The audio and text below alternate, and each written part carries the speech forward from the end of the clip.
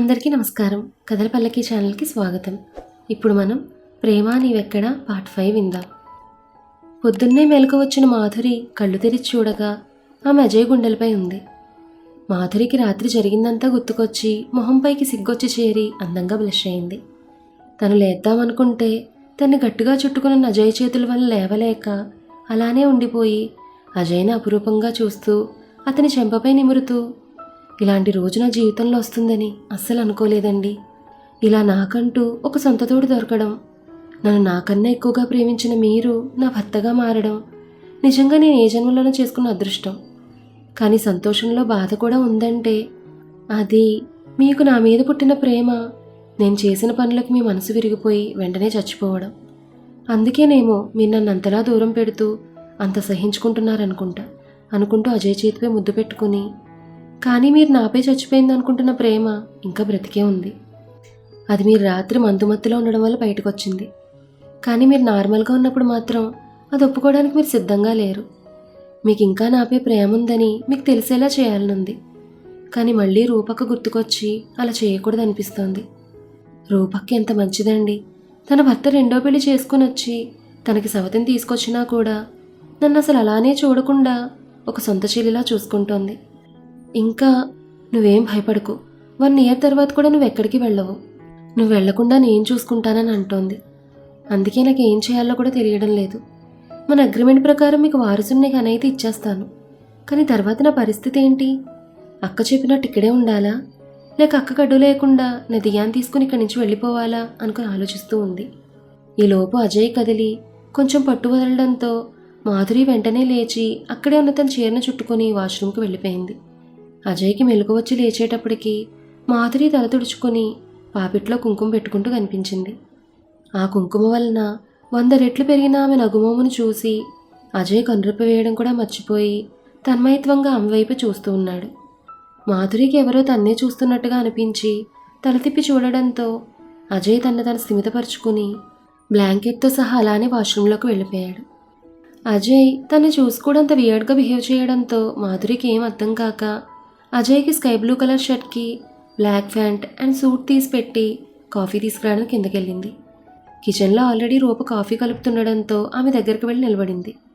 రూప మాధురిని చూసి, ఏంటి మాధురి అప్పుడే లేచేసా, నేను ఇప్పుడప్పుడే లేవనుకున్నానే అంటూ ఒకసారి మాధురిని నిశితంగా పరిశీలిస్తూ, మాధురికి తన కాటుక్కళ్ళు నిద్రలేక ఎర్రగా ఉండి ఆమె చెంప ఇంకా మెడపై పంటిఘాట్లుండడంతో మనసులోనే సంతోషించింది రూప. రూప మాటలకు మాధురి అందంగా బ్లష్ అయ్యి, అక్క ఆయన లేచారు, నువ్వు వెళ్ళి కాఫీ ఇచ్చేయి, నేను దియాని స్కూల్కి రెడీ చేసి తీసుకెళ్ళాలి అని ఉంది. రెడీ చేయడం ఓకే, కానీ తీసుకెళ్ళడం ఎందుకు? మన డ్రైవర్కి చెప్తే తనే తీసుకొస్తాడు కదా అంది రూప. ఆ మాటలకి వెంటనే మాధురికి ఆ బ్లాక్మెయిలర్ గుర్తుకొచ్చి, అయ్యో అలా ఏం వద్దక్క, నేనే దగ్గరుండి పాపని తీసుకొస్తాను అనంది కాస్త భయంగా. నీ భయం కంగారు చూస్తుంటే నీకు పాప అంటే ఎంత ప్రేమో తెలుస్తుందిలే, కానీ నీకు ఆల్రెడీ చెప్పాను కదా ఇక పాప బాధ్యత నాదేనని. అందుకే ఈ రోజు నుంచి పాపని నేనే రెడీ చేసి నేనే దగ్గరుండి స్కూల్కి తీసుకొస్తాను, సరేనా? ఎలానో పాప నాకు అలవాటు కావాలి కదా అంది రూప. మాధురికి పాపని తనకు దత్తత ఇవ్వమన్న విషయం గుర్తు చేస్తూ. అందుకు మాధురికి ఏం మాట్లాడాలో కూడా అర్థం కాక, అవన్నీ అప్పుడు చూసుకుందామక్క, ప్రస్తుతానికి మాత్రం పాప నన్ను చూసుకోనివ్వు అంది. అరే మాధురి, నేను చెప్తున్నాను కదా విను, ఇక నుంచి పాప బాధ్యత నాది, బావ బాధ్యత నీది అంటూ, ఇదిగో కాఫీ, వెళ్ళి బావకి ఇచ్చేసరా, నేను పాపని లేపి రెడీ చేస్తుంటాను, ఇద్దరూ త్వరగా బ్రేక్ఫాస్ట్కి వచ్చేసేయండి అంటూ మాధురి చెప్పేది వినకుండా తన రూమ్కి వెళ్ళిపోయి పాపను రెడీ చేస్తుంది రూప. మాధురి ఇంక చేసేదేం లేక కాఫీ తీసుకుని అజయ్ రూమ్లోకి వెళ్ళింది. అక్కడ అజయ్ మాధురి ఇచ్చిన బట్టలు కాకుండా వేరే డ్రెస్ వేసుకుని రెడీ అవుతున్నాడు. అది చూసి మాధురికి కొంచెం బాధగా ఉంది. అక్కడే నిలబడి దిక్కులు చూస్తున్న మాధురిని చూసి, ఏంటి ఏదో తెగ వెతికేస్తున్నావు? హో, నా కోసం నువ్వు తీసిపెట్టిన బట్టల గురించా? అవి ఎక్కడుండాలో అక్కడే ఉన్నాయిలే, కానీ ఆ కాఫీ లైఫ్ అని చెప్పి ఆమె చేతిలో ఉన్న కాఫీని తీసుకుని, అవును కాఫీ పెట్టింది ఎవరు అని అడిగాడు అజయ్. రూపక్ అజయ్ గారు అని చెప్పింది మాధురి. ఏంటి అప్పుడే వరుసలు కలిపేశావా? నీకెప్పుడు చూసినా ఇదే పని అనుకుంటా కదా, అందరినీ తీయని మాటలతో బుట్టలో వేసుకోవడం అంటూ బాల్కనీలోకి వెళ్ళి కాఫీ తాగుతూ ఉన్నాడు. అజయ్ ప్రవర్తన మాధురికి ఏం అర్థం కాక ఆలోచిస్తూ, ఏంటి ఈయన రాత్రి నాతో అంత ప్రేమగా మాట్లాడిన అజయ్ గారేనా ఈయన అనుకుని, అవును అక్క చెప్పింది కదా, అజయ్ గారు అవుట్ ఆఫ్ కంట్రోల్ తాగేస్తే ఆయనకు ఒక్కోసారి ఏమీ గుర్తుండవని. నేను రూమ్లోకి వచ్చినప్పుడే గ్లాసుల మీద గ్లాసులు లేపేసిన ఈయన ఇంక నేను రాకముందు ఇంకెంత తాగుంటారో, అందుకే అవుట్ ఆఫ్ కంట్రోల్ అయ్యారు. ఆయన నాతో ప్రేమగా మాట్లాడిన మాటలు కానీ మా మధ్య జరిగింది కానీ ఏదైనా గుర్తుందా లేదా అనుకుంటూ ఆలోచిస్తూ ఒకవైపు చూడగానే తన చూపు అక్కడే ఆగిపోయింది. బాల్కనీలో కాఫీ సిప్ చేస్తున్న అజయ్, రాత్రి మా మధ్య జరిగిందైతే కొంచెం కొంచెంగా గుర్తుంది, కానీ అంతకుముందు నేను తనతో ఏవో మాటలు మాట్లాడినట్టు గుర్తు, కానీ ఏం మాట్లాడాననేది ఒక్క ముక్క కూడా గుర్తు రావడం లేదు. కొంప తీసి నేను తను చూడగానే ఫ్లాట్ అయిపోయానన్న విషయం కానీ చెప్పేశానా ఏంటి అనుకుంటూ, నేను తనకి చెప్పింది అది మాత్రం కాకుండా చూడుదేవుడా అనుకుంటూ ఈలోపు కాల్ రావడంతో మాట్లాడుతున్నాడు. అలా ఆలోచిస్తున్న మాధురి తన రూమ్ మూలలో ఉన్న డస్ట్బిన్ మీద తను సెలెక్ట్ చేసిన బట్టలు ఉండడం చూసి, అంటే ఈయనకి నేను బట్టలు తీసిపెట్టాను ఎలా చేశారా అనుకుని బాధపడుతూ బెడ్ మీద కూర్చొని బాధపడుతూ మళ్ళీ ఆలోచనలోకి వెళ్ళిపోయింది. ఇంతలో అజయ్ తన కాల్ కంప్లీట్ చేసుకుని రూమ్లోకి వచ్చి మాధురి దేని గురించో డీప్గా ఆలోచించడం చూసి, ఏంటి అమ్మాయి అంత డీప్గా ఆలోచించేస్తోంది అనుకుంటూ గాలికి ఆమె నడుంపైనున్న ఆమె చీర ఎగరడంతో అజయ్ చూపు అక్కడే ఆగిపోయింది. ఎందుకంటే రాత్రి తన కోపంతో గట్టిగా నొక్కేయడంతో అక్కడ బాగా కమిలిపోయి ఎర్రగా ఉండడంతో రాత్రి తను చేసింది గుర్తుకొచ్చి, అవును నాకు అప్పుడు ఎందుకంత కోపం వచ్చింది, మరీ అంత వైల్డ్గా బిహేవ్ చేసేలా అనుకుంటూ ఆలోచిస్తూ ఎర్రని కాశ్మీర్ ఆపిల్లా ఊరిస్తున్న ఆమె నడుము, అక్కడ తను ఇచ్చిన పంటి గుర్తులు కనబడి రాత్రి జరిగింది గుర్తుకొచ్చి ఒక్క క్షణం మనసంతా ఆనందంతో ఉక్కిరిబిక్కిరై మళ్ళీ వెంటనే ఆమె క్యారెక్టర్ గుర్తుకొచ్చి ముఖంలో కోపం తన్నుకొచ్చి వెంటనే అక్కడి నుంచి కిందకు వెళ్ళిపోయాడు. మాధురి అజయ్ వెళ్ళిపోయింది కూడా గమనించకుండా, అవును నైట్ ఈయన నన్ను చూడగానే ఇష్టపడ్డానని అన్నారు కదా, కానీ అది ఎలా సాధ్యమవుతుంది, ఎందుకంటే ఆయన నాకు ఆల్రెడీ తన మరదల రూపను ప్రేమించే పెళ్లి చేసుకున్నా అని చెప్పారు కదా, మరి అలాంటప్పుడు ఆయనకి నా మీద ప్రేమ ఎలా పుడుతుంది? ఒకేసారి ఇద్దరి మీద ప్రేమ పుట్టడం అంటే అది అసంభవం. అలా పుట్టాలంటే ఆల్రెడీ ప్రేమ ఉన్న వారి మీద ప్రేమ పోవాలి, లేదా అది అసలైన ప్రేమైనా కాకుండా ఉండాలి, అప్పుడే అది సాధ్యమవుతుంది. అంటే దాని అర్థం ఆయనకు అక్క మీద ప్రేమ లేదా అనుకుని తన ఇంటికి వచ్చినప్పటి నుంచి రూప తనతో నడుచుకున్న విధానం, తనతో మాట్లాడిన మాటలు అవన్నీ గుర్తుకొచ్చి వాటి గురించే ఆలోచిస్తూ, అక్క నాతో పదే పదే నీ ఫ్యూచర్ గురించి ఆలోచించి భయపడకు, నువ్వు అనుకునేలా ఏం జరగదండం, నువ్వు 1 ఇయర్ తర్వాత కూడా బావతో కలిసి ఉండేలా చేస్తానండం అన్నీ గుర్తుకొచ్చి, ఏ భార్య అయినా తన భర్త మీద ప్రేమ ఉంటే తన భర్త ప్రేమ తన ఒక్కదానికే దక్కాలనుకుంటుంది, కానీ అక్కను చూస్తే ఆ ప్రేమ నాకు దక్కేలా చేస్తానంటోంది. ఆయనకు అక్క మీద ప్రేమ ఉంటే అసలు నన్ను పెళ్లి చేసుకోవడం కాదు కదా, అట్లీస్ట్ నా మీద ప్రేమ కూడా పుట్టుండేది కాదు ఆయనకి. ఈ విధంగా చూస్తుంటే ఇద్దరికి ఒకరి మీద ఒకరు కేరింగ్ బాధ్యత మాత్రమే ఉంది, కానీ ప్రేమ లేదని అర్థమవుతోంది.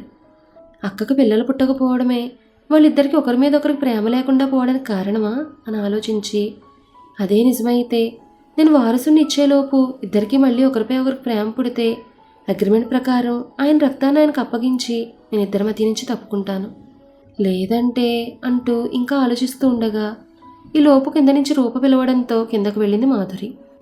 రూప పిలుపు కిందకొచ్చిన మాధురి అక్కడ స్కూల్ యూనిఫామ్లో రెడీ అయి స్కూల్ బ్యాగ్ తగిలించుకుని ముద్దుగా ఉన్న దియాని చూసి తన దగ్గరికి వెళ్ళి, అరే ఈ రోజున రాకాశ పిల్ల చాలా బుద్ధిగా స్కూల్కి రెడీ అయిపోయిందే అంది పాప గిలిగింతలు పెడుతూ. మాధులి మాధులి అంటూ పాప నవ్వుతూ, ఈ రోజు నన్ను మమ్మీయే రెడీ చేసింది అని అంటూ అక్కడే డైనింగ్ టేబుల్ దగ్గర అజయ్కి టిఫిన్ వడ్డిస్తున్న రూపను చూపించింది దియా. ఏంటి మమ్మీనా అంటూ కళ్ళు పెద్దవి చేసి షాక్గా రూప వైపే చూస్తుంది మాధురి. ప్లీజ్ కాదనకు అన్నట్టుగా రిక్వెస్టింగ్గా ముఖం పెట్టింది రూప మాధురి వైపు చూస్తూ.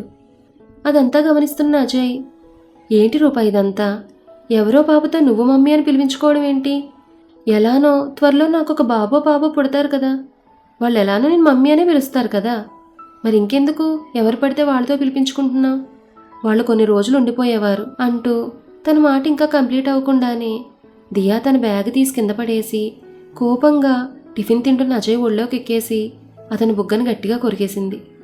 దెబ్బకు అజయ్ ఒక గావు కేక పెట్టి మమ్మీ అన్నాడు. దియా ఇంకా కోపం తగ్గక తన చిన్న చిన్న చేతులతో అజయ్ జుట్టు పట్టుకుని లాగుతూ, నేను తను మమ్మీ అని పిలిస్తే నీకెంత నొప్పి? నీకు దెబ్బ తగలగానే చిన్నపిల్లల్లా మమ్మీ అని అలుగుతావు.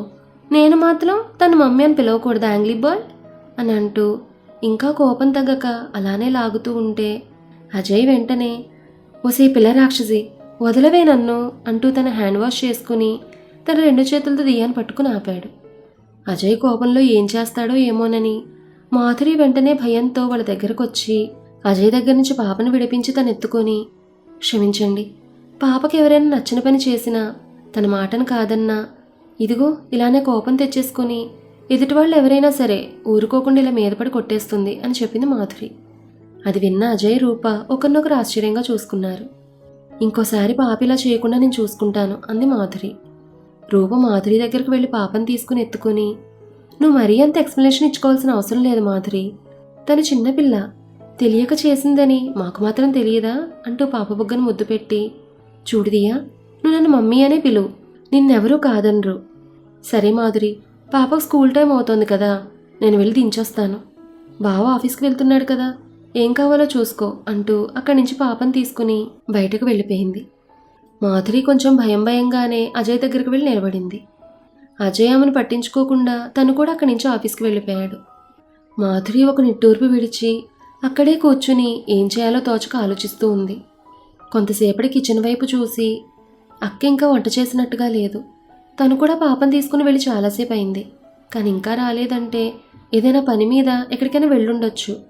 అక్కొచ్చేలోపు మనమే చేసేద్దాం అనుకుని మళ్ళీ ఆగిపోయి, ఆయనకి ఆఫ్టర్నూన్ భోజనం వెళ్తుందనుకుంటా కదా, మరి నేను చేసిన వంట ఆయన తింటారా అనుకుని, అయినా ఆఫీస్లో ఉన్న ఆయనకు ఇంట్లోనే నేను వంట చేసినట్టుగా ఎలా తెలుస్తుంది, కాబట్టి నేనే వండేస్తాననుకుని కిచెన్లోకి వెళ్ళి అప్పటికే వంట కోసం వెజిటబుల్స్ కట్ చేస్తున్న మేడ్ని చూసి, ఈరోజు వంట నేను చేస్తాను, ఈరోజు మెనూ ఏంటో చెప్పండి అని తెలుసుకుని వంట చేయడం ప్రారంభించింది. వాచ్మెన్ ద్వారా రూప ఇంకా ఇంటికి రాలేదని తెలుసుకున్న అజయ్ వెంటనే రూపకు కాల్ చేశాడు. కార్ డ్రైవ్ చేస్తున్న రూప కొంచెం బాధగా కాల్ లిఫ్ట్ చేసి, చెప్పు బావా అంది. ఏంటి రూప, మళ్ళీ పిచ్చిదానిలో రోడ్లు పట్టుకుని తిరుగుతున్నావా? నీకు చెప్పాను కదా నేను చూసుకుంటానని, అయినా కూడా నువ్వు మళ్ళీ ఇలా చేయడం ఏమైనా బాగుందా? లేని దానికోసం ఎంత వెతికినా దొరకదు రూప అన్నాడు అజయ్ కొంచెం బాధతో అసహనంగా.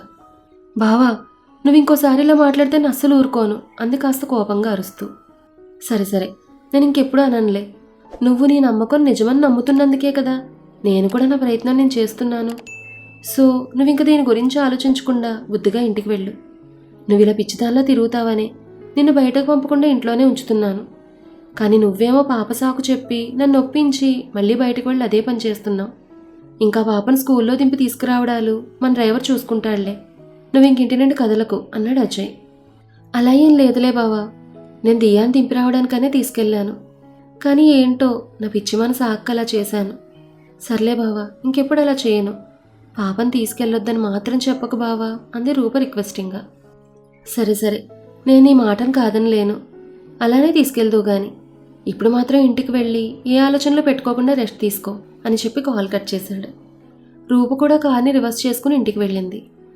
ఆఫ్టర్నూన్ తన ఆఫీస్ క్యాబిన్లో లంచ్ కంప్లీట్ చేసుకున్న అజయ్, ఈరోజు వంటలు అదిరిపోయాయే, ఎవరు చేసుంటారు, ఇంతకీ రూప తిందా లేక దిగులతో అలానే కూర్చుని బాధపడుతూ ఉందా అనుకుంటూ రూపకు కాల్ చేశాడు. టైర్డ్గా ఉండడంతో మాధురి బలవంతం మీద లంచ్ చేసి తన రూమ్లో రెస్ట్ తీసుకుంటున్న రూప డిస్టర్బెన్స్ అవ్వకుండా ఉండడం కోసం తన ఫోన్ ఆఫ్ చేసుకుని పడుకుంది. దాంతో ఛార్జింగ్ అయిపోయిందేమో అనుకున్న అజయ్ ఇంటి ల్యాండ్లైన్కి కాల్ చేశాడు. అక్కడే మ్యాగజైన్ చదువుతూ కూర్చున్న మాధురి లిఫ్ట్ చేయాలా వద్దా అని ఆలోచిస్తూ, ఒకవేళ ఇంపార్టెంట్ కాల్ అయి ఉంటే అనుకుని లిఫ్ట్ చేసి ఆమె హలో అనేలోపు వెంటనే అజయ్, ఏంటి రూపా ఏం చేస్తున్నావు, కాల్ లిఫ్ట్ చేయడానికి ఎంతసేపా, అవును నీ మొబైల్ స్విచ్ ఆఫ్ అని వస్తుంది ఏంటి, ఛార్జింగ్ కానీ అయిపోయిందా, అయిపోతే ఛార్జ్ పెట్టుకుని ఆన్ చేయాలి కదా, నేను ఈ టైంలో కాల్ చేస్తాను నీకు తెలుసు కదా, అంటే నువ్వు ఇంకా దాని గురించి ఆలోచిస్తున్నావా, నీకు ఎన్నిసార్లు చెప్పాలి రూపా దాని గురించి ఆలోచించొద్దని, నేను చూసుకుంటా అని చెప్పాను కదా, నా మీద నమ్మకం లేదా నీకు, సరే కానీ ఇంతకీ భోజనం చేసావా లేదా అని ఆగకుండా ప్రశ్నల వర్షం కురిపిస్తూనే ఉన్నాడు. దెబ్బకు మాధురి తలపట్టుకొని తన మనసులో, వామ్మో ఈయన మాట్లాడితే ఇలా ఉంటుందా, అసలు ఊపిరి కూడా తీసుకోకుండా ఎన్ని మాట్లాడారో, నేనేమో ఈయన చాలా తక్కువ మాట్లాడతారనుకున్నానే, అంటే నా దగ్గర ఇలా పొడిపొడిగా మాట్లాడుతున్నారేమో, అవును నిన్న నైట్ కూడా మందు మత్తులో ఇలానే మాట్లాడారు కదా అనుకుని ఏదో గుర్తుకొచ్చి బుగ్గలు కెంపులు కాగా అవతల వైపు నుంచి అజయ్, హలో రూపా, హలో రూపా, ఉన్నావా అని అడిగాడు. దానితో మాధురి తన ఊహల నుండి తేరుకుని చెప్పండి అంది చిన్నగా. ఆ వాయిస్ ఎవరిదో గుర్తుపట్టిన అజయ్, హే నువ్వు కాల్ లిఫ్ట్ చేసావేంటి? రూప అక్కడ లేదా? అసలు ఏం చేస్తోంది తను? ఒకసారి తనకి ఫోన్ ఇవ్వ మాట్లాడాలి అన్నాడు. అక్క ఇప్పుడే తినేసి తన రూమ్లో రెస్ట్ తీసుకుంటోంది అజయ్ గారు అంది మాధురి. హో అలాగా, సరే అని అజయ్ ఫోన్ పెట్టేయబోతుంటే మాధురి, అజయ్ గారు, అజయ్ గారు ఒక్క నిమిషం ఆగండి అని ఏదో అడగడానికి సంశయిస్తూనే కొంచెం ధైర్యం చేసి, అది అజయ్ గారు, మీరు ఇందాక దాని గురించి ఆలోచించకు, నేను చూసుకుంటానంటూ ఏదేదో మాట్లాడారు కదా, అసలు అక్క దేని గురించి అంతలా ఆలోచిస్తోంది? ఇందాక కూడా ఇంటికి వచ్చినప్పటి నుంచి అలా ఆలోచిస్తూనే దేని గురించో బాధపడుతూ కూర్చుంది. నేను బలవంతం చేస్తే కానీ అన్నం కూడా తినలేదు. అందుకే అడుగుతున్నాను. మీరేమనుకోకపోతే అదేంటో కాస్త నాకు చెప్తారా అని అడిగింది మాధురి. ఆ విషయాలన్నీ నీకెందుకే? ఓవర్ చేయాలని చూడకు. మా ప్రాబ్లమ్స్ ఏవో మేము పడతాం కానీ అవన్నీ నీకెందుకే? ఎక్కువ చేయకుండా ఎంతలో ఉండాలో అంతలోనే ఉండు. నేను చెప్పలేదు కదా అని రూప దగ్గరకు వెళ్ళి అడిగి నీ వల్ల మళ్ళీ తను బాధపడాలి, అప్పుడు ఉంటుంది నీకు. అందుకే ఈ విషయం గురించి మర్చిపోయి నీ పన్ను చూసుకో అని చెప్పి విసురుగా కాల్ కట్ చేశాడు అజయ్. మాధురి అలానే కూర్చుని అసలు ఏం జరుగుతుంది ఇంట్లో? వీళ్ళని చూస్తే ఒకసారి ప్రేమికుల్లా కేర్ చూపించుకుంటారు, ఇంకోసారి అసలు వీళ్ళిద్దరి మధ్య అసలు ప్రేమ ఉందా అనేలా బిహేవ్ చేస్తూ ఉంటారు. అసలు ఏం అర్థం కావడం లేదు నాకు. ఏది ఏమైనా నేను మాత్రం వీళ్ళ బంధంలో కడ్డుగా వచ్చాను కాబట్టి వాళ్ళిద్దరికీ ఒకరి మీద ఒకరికి ప్రేమ ఉన్నా లేకపోయినా నేను మాత్రం 1 year తర్వాత ఖచ్చితంగా ఇక్కడి నుంచి వెళ్ళిపోవాలి. అదే అందరికీ మంచిదనుకుని ఆలోచిస్తూ ఉండగా ఎవరో మాధురి చెంపపైన గట్టిగా చాచిపెట్టి కొట్టి తన జుట్టు పట్టుకుని అలానే పైకి లేపారు. మాధురిని అలా చెంపపై గట్టిగా కొట్టి తన జుట్టు పట్టుకుని పైకి లేపాల్సిన అవసరం ఎవరికుంది? ఎవరు తనను అలా చేశారు? మరి ఆ తర్వాత ఏం జరగబోతుందనేది నెక్స్ట్ ఎపిసోడ్లో తెలుసుకుందాం. ఈ కథ మీకు నచ్చితే లైక్ చేయండి, షేర్ చేయండి. అలాగే మన కథల పల్లకి ఛానల్ని సబ్స్క్రైబ్ చేసుకోండి. ధన్యవాదాలు.